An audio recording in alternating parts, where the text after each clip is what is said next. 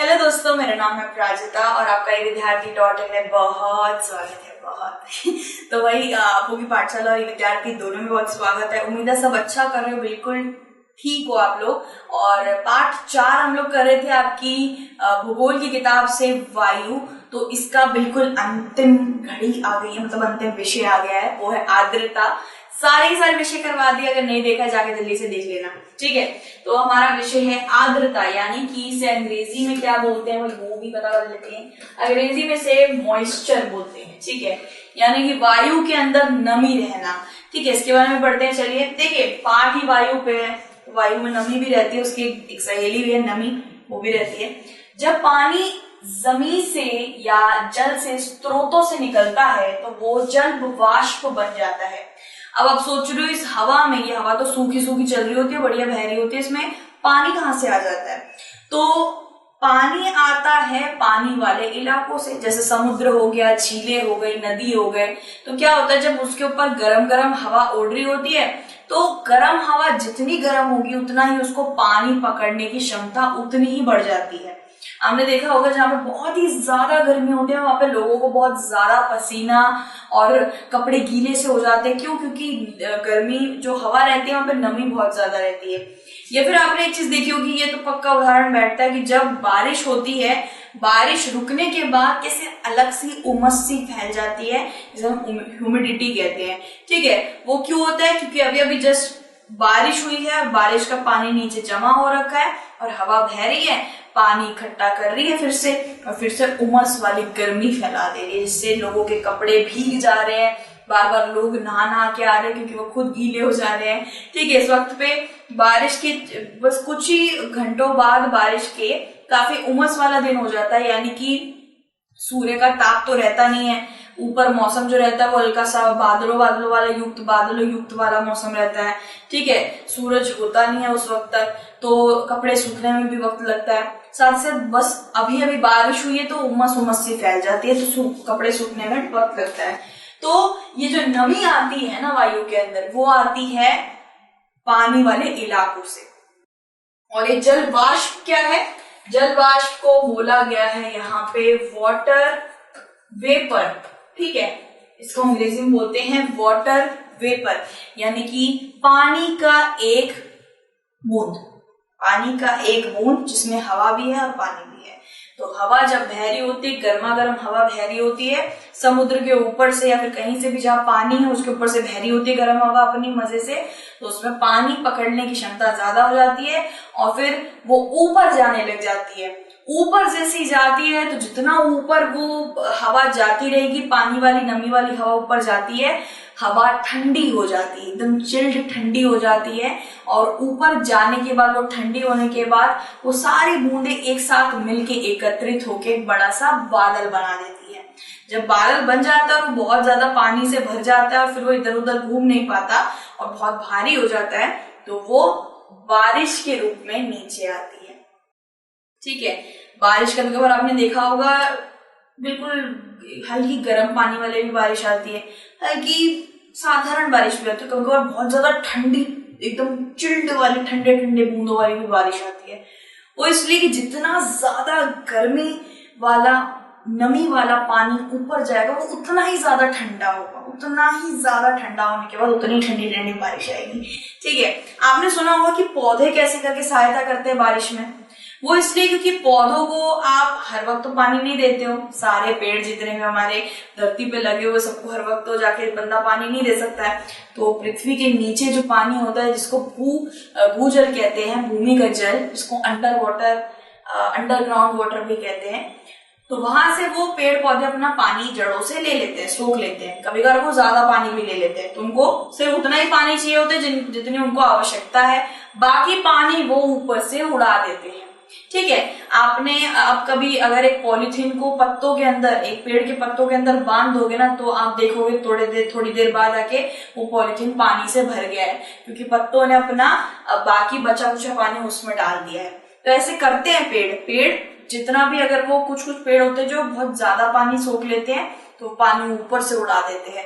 तो ऐसे ही करके पेड़ हमें सहायता करता है बारिश लाने के लिए, इसलिए पेड़ काटने के लिए मना करते हैं।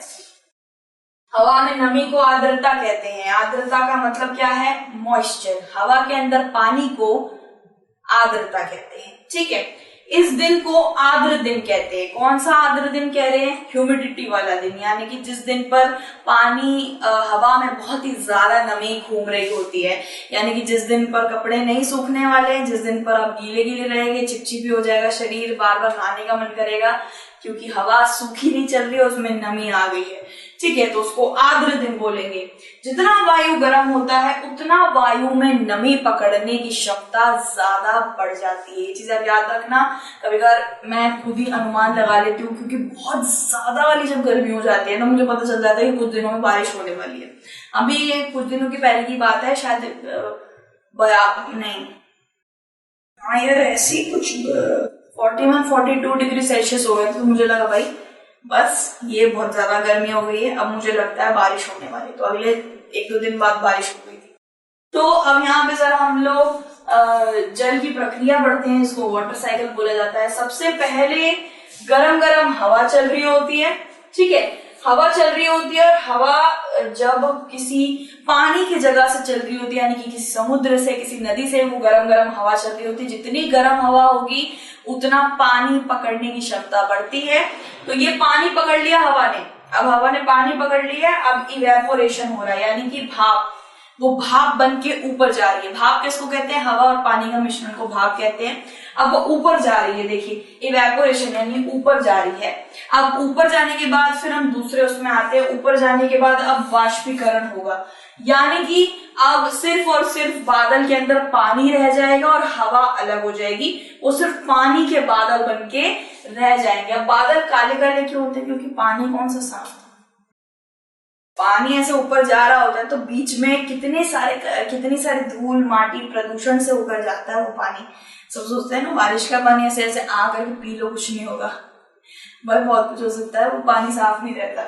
ठीक है, पहले मतलब इतना भी नहीं, मतलब नुकसान पहुंचा सकता है लेकिन जानलेवा नहीं होता। उसको स्वच्छ करके थोड़ा सा तौलिया तालिया डाल के बढ़िया उसमें कंकड़ पत्थर डाल के फिर आप उसको छान के पिए तो वो बहुत शुद्ध हो जाता है। तो बादल ऐसे सफेद क्यों नहीं रहते हैं जब वो पानी के बन रहे होते हैं? जब पानी इकट्ठा हो रहा था ऊपर और वो बादल बना रहा होता है, वो सफेद क्यों नहीं रहते हैं? सफेद इसीलिए तो नहीं रहते क्योंकि जो पानी वाला हवा ऊपर जा रही, वो कौन सी स्वच्छ थी। जब वो ऊपर जा रही थी तो यहाँ पे प्रदूषण, गंदगी वगैरह भी तो हमारे हवा में होती है ना, तो वो जा रही काला काला वाला पानी यहाँ पे इकट्ठा हो गया है। ठीक है, हवा अलग चली गई है और सिर्फ पानी के बादल रह गए हैं। अगर ज्यादा पानी है तो वो तैर नहीं पाएंगे वो बादल, और कभी कभार कम पानी है तो बारिश नहीं होती। आपने देखा होगा ये काले काले बादल आए, गिर गए, ठंडी ठंडी हवा चल रही, लेकिन बारिश ही नहीं हुई, फिर से बादल हट गए, सूरज आ गया। ऐसा हमने देखा होगा, दिल बड़ा टूटता है उस दिन मेरा। तो वो इस वजह से ही होता है क्योंकि मुझे जहां तक लगता है बादल में इतना पानी इकट्ठा नहीं हुआ कि वो उसके थनों से गिर पाए। ठीक है, बादलों में पानी भर के बिल्कुल ठस के उसे उसमें भरना चाहिए, तभी तो पानी नीचे आ पाएगा, तभी तो वो भारी हो जाएगा, हिल नहीं पाएगा, तो नीचे आ जाएगा बारिश के तौर पर। लेकिन कभी कभार ऐसा होता है कि बादलों में इतना ज्यादा पानी नहीं इकट्ठा हो पाता और वो तैर लेते हैं, वो चले जाते हैं कहीं और। ठीक है, तो यहाँ पे क्या हुआ? पहला है इवेपोरेशन, यानी कि भाप, यानी कि गर्म हवा ने पहले पानी इकट्ठा करा अपने अंदर। जितनी गर्म हवा उतना पानी पकड़ने का उसका क्षमता बढ़ती है। उसके बाद उसने बादल बनाए, ये बूंदों से युक्त ये बादल बन जाते हैं। बादल तैर नहीं पाते हैं तो वो अवक्षेपण करते हैं, यानी कि वो प्रेसिपिटेशन करते हैं, यानी कि वो बारिश बन के नीचे आ जाते हैं।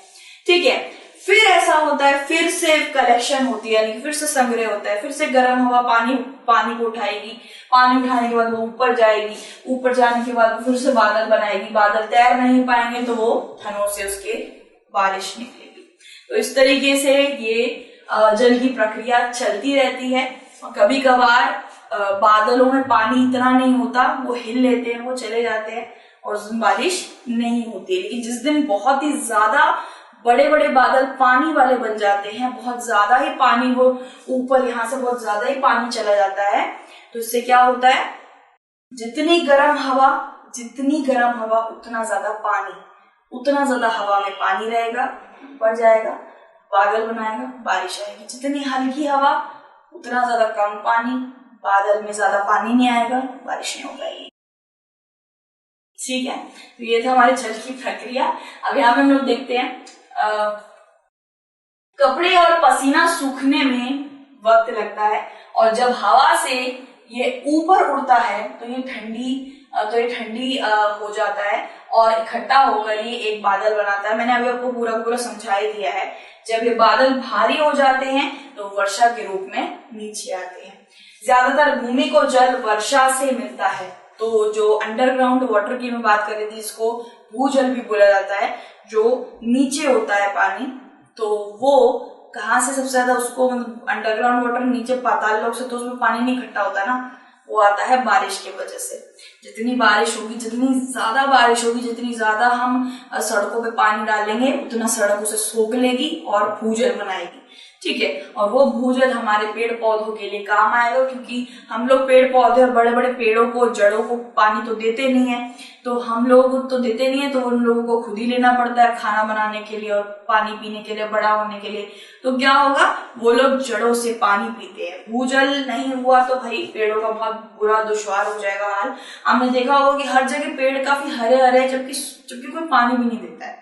तो वो भूजल ही तो पीते हैं ना, नीचे वाले पानी तो पीते हैं, स्थल के नीचे जो पानी है उसी को तो पीते बड़े हो रहे हो। आपने देखा होगा कहीं कहीं पे बहुत बड़े बड़े पेड़ मर भी गए होते हैं, वो इसलिए क्योंकि शायद उस क्षेत्र के अंदर भूजल था ही नहीं, इसलिए मर गए। ठीक है, तो ज्यादातर जो भूमि होती है, हमारी जो जमीन होती है, उसको पानी बारिश से मिलता है। ठीक है, तो और पहाड़ी से पेड़ काटने की वजह से बाढ़ आ जाती है। बहुत बड़े बड़े पहाड़ होते हैं जिनके ऊपर बहुत सारे पेड़ होते हैं, लोगों को वहां जीने के लिए या फिर वहां पे अपना गुजर बसर करने के लिए, घर बनाने के लिए वो पेड़ को काट देते हैं, क्योंकि पेड़ बहुत ज्यादा जगह लेते हैं। काट देने के बाद जब वो वहां घर बनाते हैं तो कभी कभार बहुत ज्यादा ही बारिश हो जाती है, पहाड़ के ऊपर बारिश हो रही होती है, तो पहाड़ क्या कर सकता है, बाढ़ ला सकता है। देखिए, अगर मैं आपको किसी को झूला नहीं तो स्विंग वाला झूला जिसको से ऊपर से फेंके तो कितनी तेजी से नीचे बच्चा गिरता है ना, कितनी तेजी से। अगर मैं ऐसे करके आपको चढ़ने बोलूं, जब आप सीढ़ी चढ़ते हो, धीरे धीरे चढ़ते हो ना, पैर दर्द होते हैं ना, लेकिन जब आप नीचे जा रहे होते हो, बहुत तेज जा रहे होते हो, तो वैसे ही है ये भी। पहाड़ी से जब बारिश गिरती है तो बहुत ही ज्यादा तेजी से नीचे गिर रही होती है, इस तरीके से है ना, नीचे बहुत तेजी से गिर रही होती है, वो बाढ़ ले आती है, चीजें उखाड़ के फेंक सकती है, सब बाहर के लेके जा सकती है, क्योंकि उसकी रफ्तार बहुत ज्यादा तेज हो गई होती है, क्योंकि वो पहाड़ी से गिर रही होती है। तो पहाड़ियों पे पेड़ काटना भी गलत बात है, लेकिन समझ रहे हो, लोगों को अपना गुजर बसर भी करना है। अच्छा, ये वाली हम लोग तस्वीर देखते हैं, आर्द्र दिन की तस्वीर है ये दोस्तों।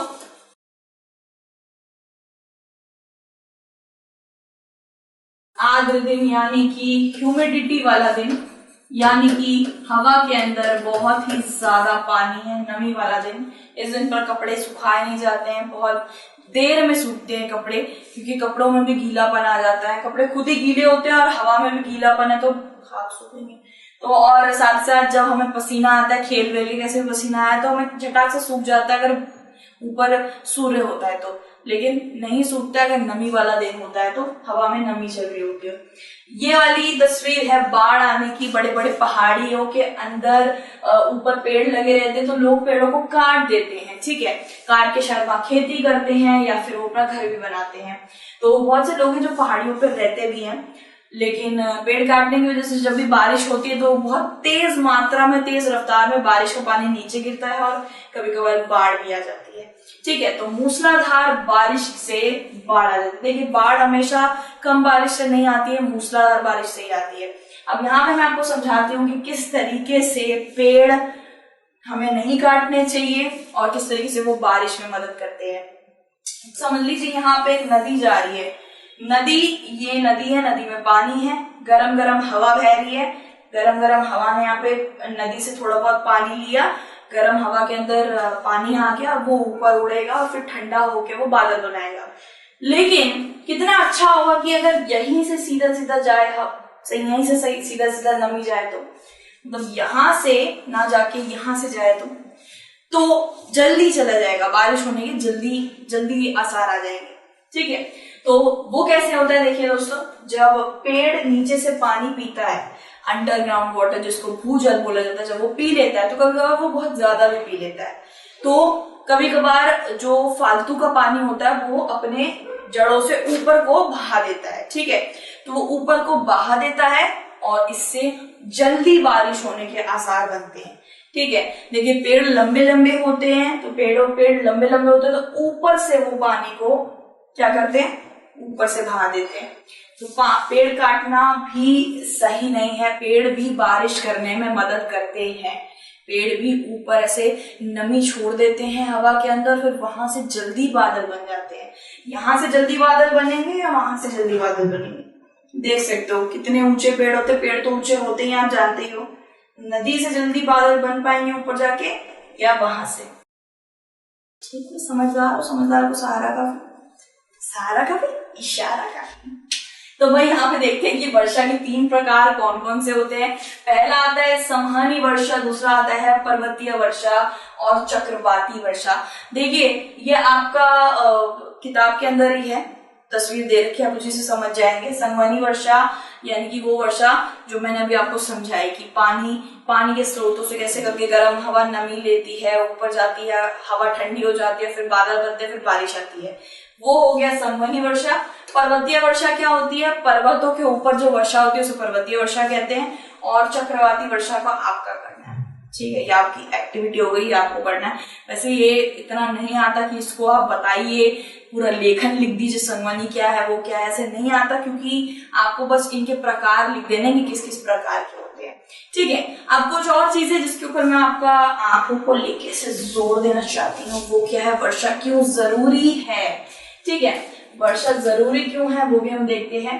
पौधों और जंतुओं को जीवित रखने के लिए जरूरी है, पौधों को चाहिए पानी, हमें भी चाहिए पानी, और सारे के सारे जितने भी जानवर हैं उनको भी पानी चाहिए। साथ ही साथ सूखे से बचने के लिए खेत में पानी चाहिए होता है। अब देखिए हर जगह तो इंसान पानी नहीं डाल सकता, लेकिन बारिश के सहारे बहुत से पेड़ पौधे बैठे होते हैं कि कब बारिश है, कब हम जी खोल के पानी पिए। ठीक है, धरातल को ताजा पानी प्रदान करने के लिए भी वर्षा जरूरी है। धरातल यानी कि हमारी पृथ्वी को, हमारी भूमि जो सूखी बंजर हुई पड़ती है, उसको भी पानी की आवश्यकता पड़ती है। जैसे मैंने आपको बताया कि सारे जंतुओं के लिए बहुत ज्यादा जरूरी है। बहुत से ऐसे पशु पक्षी हैं जो पानी के लिए तरस जाते हैं। मैंने जैसे आपको बताया कि बहुत से ऐसे लोग हैं जो ऊपर पानी नहीं रखते हैं अपने मट्टी के बर्तनों में। अगर सारे लोग पानी रखने लग जाए तो शायद इन लोगों को इंतजार ना करना पड़े बारिश का। तो ये लोग बारिश का बहुत इंतजार करते हैं नहाने के लिए, या बहुत ज्यादा गर्मी या उमस से बचने के लिए बारिश इनका बहुत ज्यादा मदद करती है।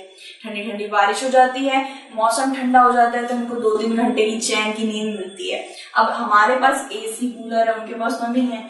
सूखे से बचने के लिए बारिश बहुत ज्यादा जरूरी है। सूखा कब होता है दोस्तों, जब किसी एक मूल रूपी स्थान में जब एक धरती का एक ये टुकड़ा बहुत ही ज्यादा सूख जाता है, इसका पानी उड़ जाता है, पानी भूमि जल यानी कि अंडरग्राउंड वाटर इसमें बचता ही नहीं है, तो ये ऐसे करके टूट के बिखर जाती है। तो इसको वापस से जोड़ने के लिए, सूखे से बचने के लिए हमें बारिश की बहुत जरूरत है। ठीक है, तो और साथ ही साथ हम जानते ही हैं कि हमारे भूमि में कितनी ज्यादा मिट्टी है, कितनी ज्यादा चीजें हैं, कितनी ज्यादा घास वगैरह है, तो उसमें अगर बारिश नहीं जाएगी वो सूख कर खराब हो जाएंगे। बारिश बहुत जरूरी है, लेकिन एक सही मात्रा में जरूरी है। बाढ़ भी ला सकता है अगर ज्यादा बारिश हो गई, और नहीं भी हुई तो सूखा ला सकता है। हर चीज एक सही मात्रा में होना जरूरी है, क्योंकि नमक ज्यादा पड़ जाए खाने में तो वो बहुत ज्यादा पिता सा हो जाता है, खाने लायक नहीं होता, और कम पड़े तो बेस्वाद लगता है। ठीक है, उम्मीद आप समझ रहे होगे बात को, समझदार को इशारा करो। तो वही यहाँ पे हमारा विषय पूरा खत्म हो गया है। उम्मीद करते हैं आपको ये विषय अच्छे से समझ आया होगा। आर्द्रता यानी कि मॉइस्चर, इसके ऊपर हमने बारिश वगैरह के ऊपर पढ़ा, और आप थोड़ा बहुत बारिश के बारे में जानते हैं कि बारिश होना क्यों जरूरी है। ठीक है, जीव जंतुओं के लिए, सूखे से बचने के लिए, धरातल को ताजा पानी देने के लिए, और सही बोले तो इंसान के लिए भी। तो भाई यहाँ हमारा पूरा का पूरा पार्ट खत्म होता है। उम्मीद है आपको पूरा का पूरा पार्ट समझ आएगा। कमेंट बॉक्स में जरूर बताइएगा। आपको ये पार्ट कैसा लगा। ऐसे बात कर लिया करो यार, मैं आपके सारे कमेंट पढ़ती हूँ, उसमें दिल वगैरह देती हूँ। आपको लगता है मैं कमेंट नहीं पढ़ती? सारे पढ़ती हूँ मैं। चलो प्रश्न उत्तर भी करवा दूंगी, इसके प्रश्न उत्तर देख लेना, और क्यों महत्वपूर्ण होते हैं प्रश्न उत्तर वो भी देख लेना। चलिए, be happy, be positive, God bless you, अपना ध्यान भी रखिएगा और दूसरों की मदद करिएगा। Take care and bye bye, फिर मिलेंगे।